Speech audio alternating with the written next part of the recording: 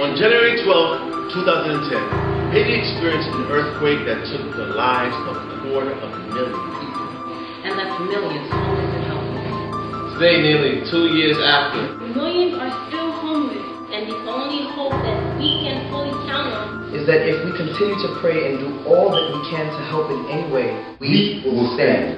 Join us on January 14th at Bethesda Healing Center at 7:30 as we come together as a community, as a family, to pray for healing, as we commemorate the January 12th earthquake, and honor some that have dedicated their lives to helping the people of Haiti. Even though all seats are free, we are asking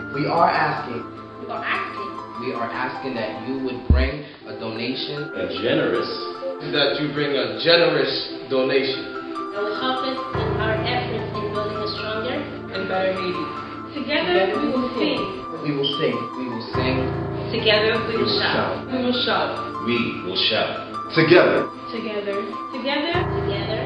Together. We will stand. We will stand. We will stand. We will stand. We will stand. We will stand.